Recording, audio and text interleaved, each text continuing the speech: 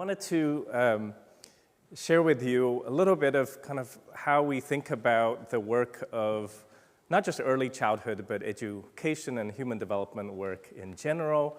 The theme is this idea of kind of what I would call universality without uniformity, as you think about the kind of things that supports children's development around the world.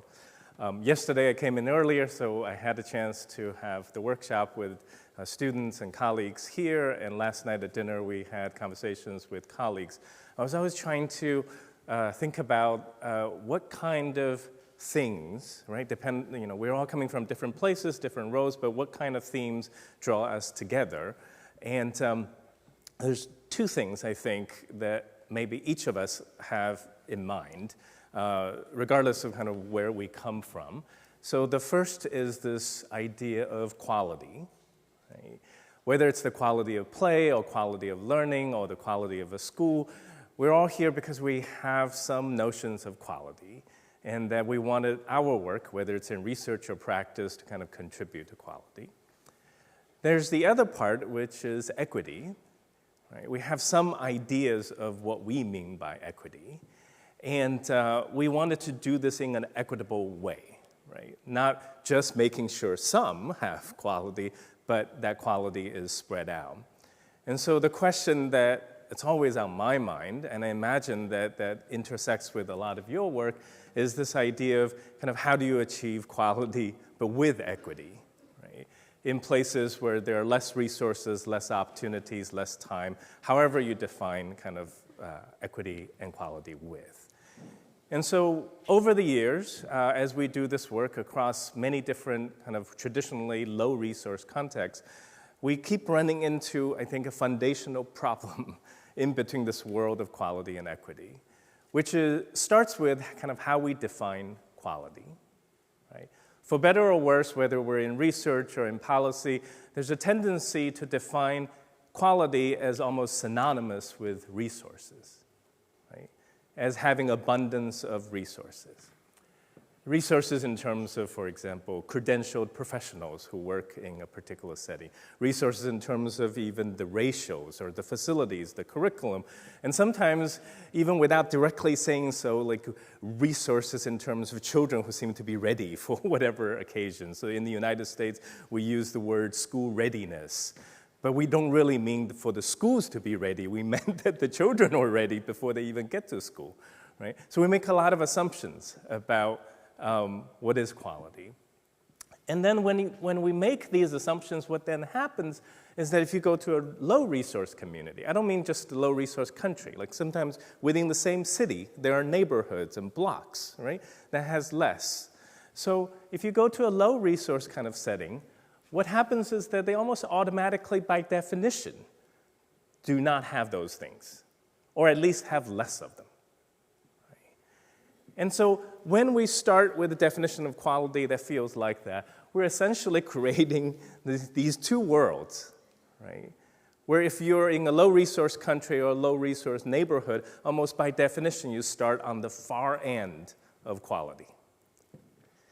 And this, in early childhood, this happens despite the fact that on large-scale, longitudinal scale-up evaluations of these indicators of quality, at least in the US context, we find that it's very difficult to actually find consistent and strong associations between the markers of quality that policies and systems rely on and the actual developmental outcome and impact that they would actually generate. But despite that, right, we continue to use a set of indicators for quality in this way. And so for that, we create this persistent problem, which I remember when I was in elementary school or primary school, we learned this, when I was growing up in China in the form of a parable. So the parable goes back thousands of years, but essentially it's this idea, there's a general and an emperor who every year have this horse race, right? But the emperor always had more resources than the general, so that when they do the horse race, they would do it 3 times.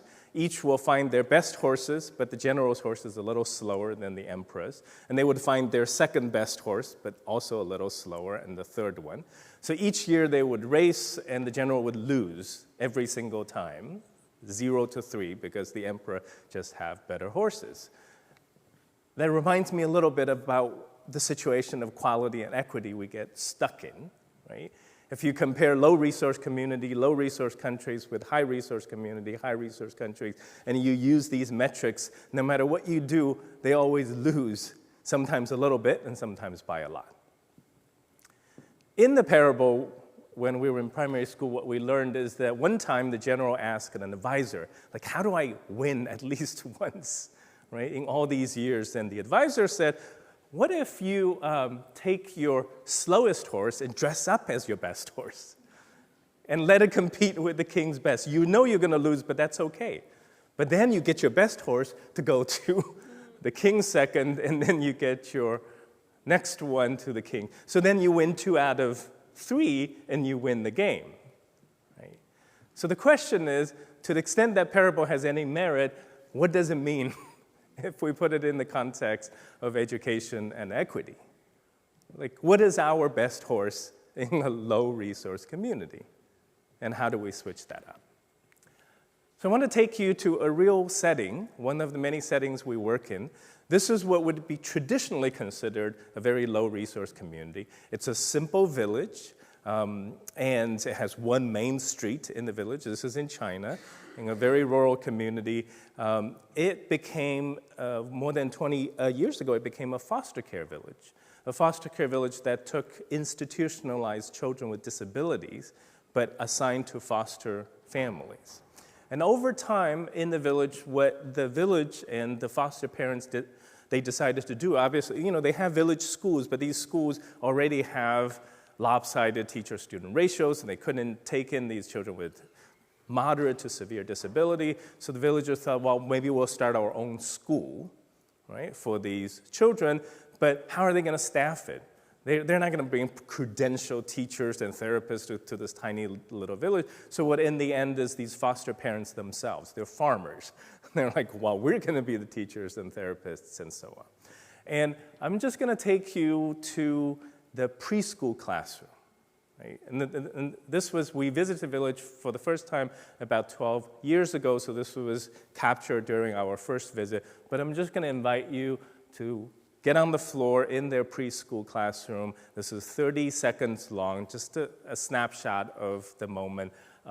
And I'm going to just take a wild guess that majority of you do not speak the language or understand the particular dialect of the language that's there, but I'm not sure. I'm sure that does not matter. Right? So here we go. Thank you.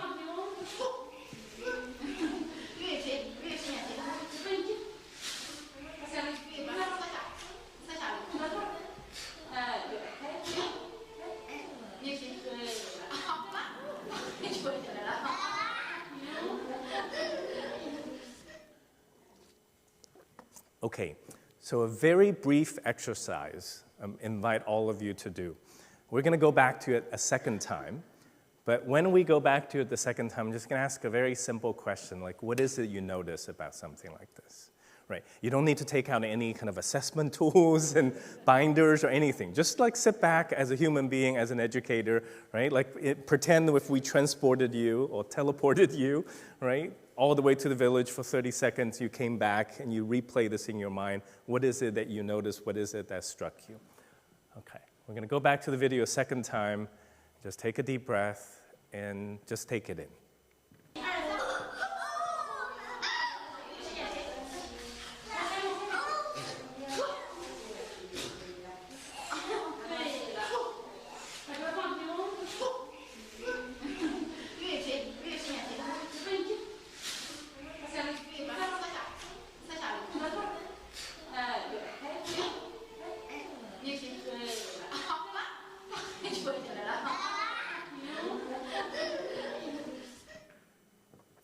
So we're going to do this efficiently. I'm going to ask everyone just to kind of take, if you can't, if you want, you can just close your eyes, almost like replay that moment so you can let your mind kind of tell you, right, what it sees. And then I'm going to invite you, just turn to someone right next to you and go, well, this is what I saw, and what is it that you see, all right? So first, just close your eyes I'll pretend I have a watch. I don't have one, but I'll count about 10 seconds just to let it replay, right?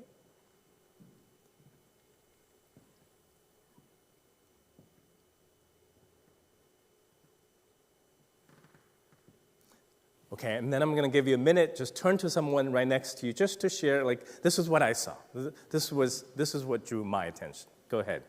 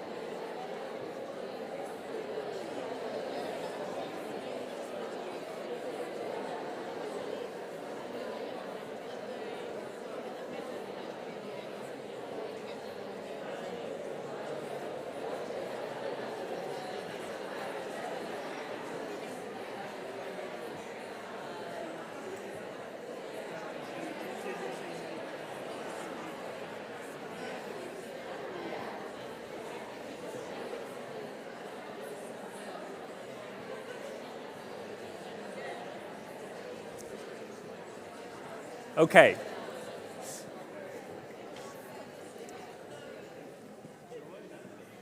So in a typical workshop, we'd let you go for about 10, 15 minutes. There's enough to talk about. And then we would take the time to ask you kind of what you all thought. But just to keep us on time, I'm going to just take a guess. I'm going to take a guess at the kind of things that you might have talked about with someone right next to you. And I'll tell you a little bit where the guesses actually come from. So you might have used different words, but one of the things you might have noticed is just a sense of connection between people. You'll have your own words for it, but let's just say this concept, right, of being just connected with one another. Some of you may have noticed this idea of reciprocity, or this idea of going back and forth, right? The root meaning of reciprocity is receive. So like I receive, you receive, right? But in order to receive, someone gives, and both. You might have a sense of inclusion and belonging, right? Whereas like you have 3 children, all have their own needs and all have their own ability, but somehow they just kind of blend in, right? Nobody felt left out in that case.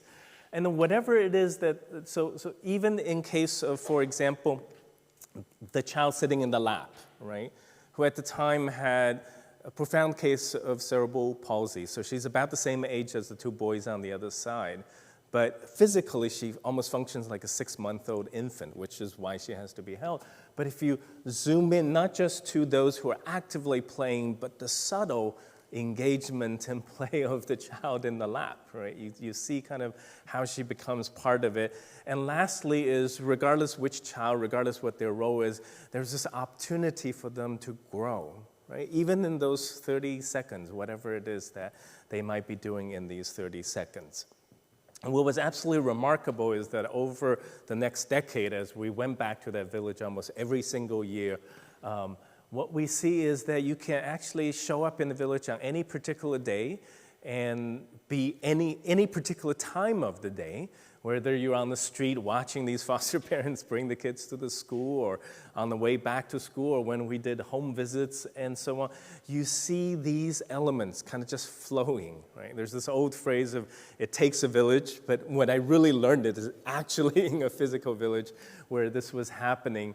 And what is also remarkable is that those dimensions that I just mentioned are not just coming from a classroom like this where we have researchers coming from around the world here in Cambridge, but the very first time we would replay these videos back to the foster parents and teachers, it was they themselves who names all these things. They're like, well, we see, I mean, they have their own words, but these are the dimensions that they recognize in their work if they were afforded the opportunity to do so. And what was striking in our experience working in low-resource communities, whether it's in the United States or in other countries, is that you can have these kind of conversations with people who directly work with children everywhere, right? No matter how, quote-unquote, low-resource that environment is, and people recognize kind of these elements of their work. And that is despite the fact that often they don't have opportunities to get together like this in what we call a community of practice. People who share a common commitment to what they do, the practice, and they live in community with each other, or they work in community with each other. And in part, we don't have a lot of opportunities for the community of practice because we think of quality, right? Primarily in these kind of metrics and these things that are relatively easy to count. And we fall into this problem that we have in social science or educational research over and over again, what we might just call the what counts problem, right? That what counts, what matters, cannot always be easily counted. And the kind of things that can be easily counted doesn't always count or doesn't really matter, at least not matter directly. Right? And this is a challenge we've had in our field for as long as our field exists. And on this issue of quality and equity, what often happens is that it's very easy to count resources, tangible resources, credentials, materials, size of rooms, size of playgrounds, and so on. But what is hard to count are resourcefulness, right? That people's ability or communities' ability to use very limited resources, but in ways that are creative, in ways that are sustainable, in ways that are powerful for their setting. And in discovering, right, what resourcefulness is, right, within communities that traditionally would be considered having low resources, that may be the key, or at least one of the key components of thinking about how do we achieve quality with equity. And in order to do that, in order to be able to recognize resourcefulness, the concept of universality without uniformity comes into handy. The first time I learned this phrase, as well as the concept behind it, is following the work of developmental anthropologists, people who study development, but around the world, around different cultures. And in this particular case, they were from multicultural researchers who study attachment and caregiving all around the world. And there was a heated debate among anthropologists who do that about how universal are these basic constructs of attachment. In case you're interested, there's this fascinating kind of back and forth argument between groups of anthropologists, but the theme that comes out is this concept of universality without uniformity. And the key distinction they made that made a lot of difference in how I think about these issues is the difference between form and function. Function is that we need to do the kind of things that meets the developmental needs of babies, children, families, communities in general. And that part can be universal. For example, our need for human connection. You can't imagine going to somewhere in the world where human connection is absolutely not needed, right? That's the universal part. But the part that does not require uniformity is the form, or how it would take, like what it takes to actually meet that function. Right? You can be open-minded about the form that it takes. For example, if people think about, how do you make a human connection? Well, you need to make eye contact. Well, actually, it turns out that is not absolutely necessary. Not only across cultures, but even across different situations in the same culture. There are times where eye contact is what you need. There are times where two people both looking away, right, is the best way to actually connect with each other.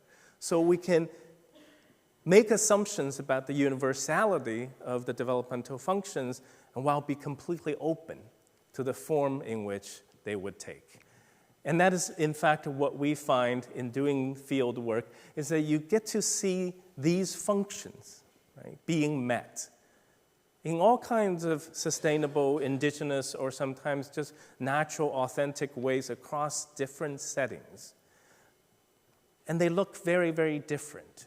But what they teach us over and over again is this fundamental idea that these simple and ordinary interactions, these almost routine, mundane interactions, becomes the building blocks, right, of the healthy and developmental human relationships, the need for which is universal, right, regardless of age and context and culture and so on. For any of you who are interested, we have a public domain, wide open website with talks, papers, tools, as well as some recorded workshops on simpleinteractions.org. And you're welcome to follow up with my colleagues and I, as well as to find anything that's useful. But I think for us, it comes down to focusing on understanding and discovering what simple and ordinary looks like across many settings, even in settings that we traditionally consider to be low resources. And we think that can change how we think about this question, how do we achieve quality with equity? And the change is that we start with a definition, or at least an openness to a definition of quality that rests in both the universality of the simple and ordinary interactions, as well as the openness to the diversity or the non-uniformity of what these ought to look like from setting to setting. And then, if you happen to work or study settings that are high resources, you can be open to the idea that, of course, we're going to see that, right, in resources, in places that have a lot of resources. But it doesn't mean that a place that have a lot of resources automatically have this. Many of you may have had experience where you go to a school where it's glitzy and shiny and new, and you walk through the school, and when you came out, you're like, something's missing here, right? But by the same token, we can start our work in low-resource communities and not make the assumption that they're automatically segregated from the definition of resource, but in fact find, wait a minute, even within their limited resources, they seem to embody quality like this. That doesn't excuse the fact that the resources are terribly unequally distributed. But what it does say is, if we do have resources to invest, it is not to change or to presume upon them the forms of care, the forms of education we're used to in the other world, but in fact to support the form of care and the form of learning and education that may have well existed within their communities. And so that shifts the question, right, about quality and equity to this, at least for us, which is that no matter what is it that we do in our context, whether we work on babies, whether we support families, whether we support youth, that the essential kind of core question is whether our practices, our programs, our policies ultimately encourage, enrich, and empower these very ordinary human relationships that surround children, surround families, surround schools.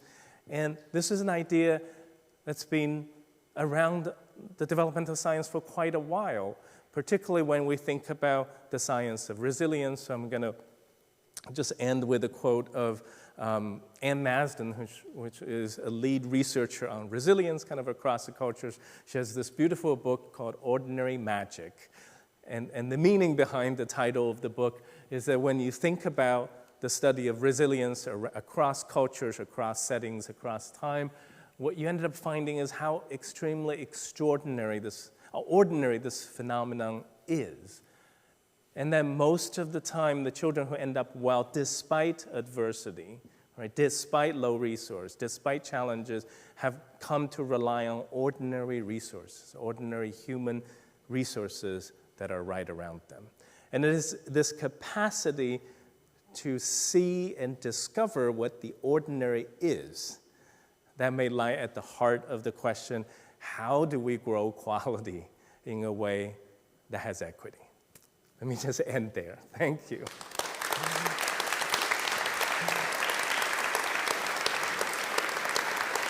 Thank you, Paul. We've got time for a couple of questions. Oh gosh, I don't know what to say, but that was some ordinary magic, wasn't it?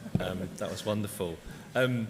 We've got time for a couple of questions. If people have questions, Junlei's going to be around for the day, so you'll have a chance to ask, but we do have time for a question or two if people have things they'd like to ask. We, I think, have a roving mic somewhere. Two in the back. Two in the back? Okay, anyone got a question that they'd like to ask? Don't be shy, we're all friends here. Okay, we've got one here, and then one over there. Adrian first. Sorry, mic right to the front, please. Thank you, Sydney.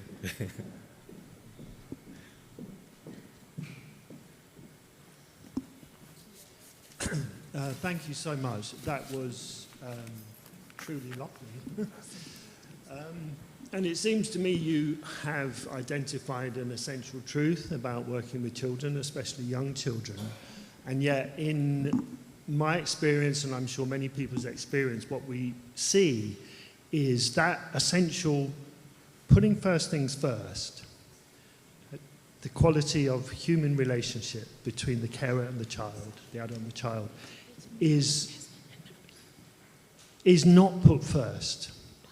The control, the behavior, the disciplining of children in order to somehow make the life of this institution work better rather than putting children at the center overrides that essential truth. Do you have anything to say to those of us trying to influence policy, training, and practice guidelines on how to convey that essential truth in a world where we are frequently counting what doesn't really count? That's right. That's a challenge we run into all the time, right, in systems and policies. It's very easy for systems and policies to focus on the things that are very easy to count and document. It's much harder to focus on the essence of what makes this work. The only thing that I can share is whenever we work with policy makers, elected leaders, we ask them the same question, right, that I had at the end, which is, what is it that your policy is doing to ultimately enhance, enrich, and empower the human relationship? But one of the things I was taught early on as a researcher, they said, well, think about the audience that you're speaking with. So policy makers wanted to hear about things like return on investment, et cetera, et cetera. At least for me personally, I find that not to be true. I find that policymakers are first and foremost human beings. So when we do give a talk to policymakers, they're elected leaders or governors, we would start with a video of an actual child or children in relation to the people who care for them. And we would invite the policymakers to tell us what they see in that moment, just pretty much how we did it there. And then we go from there.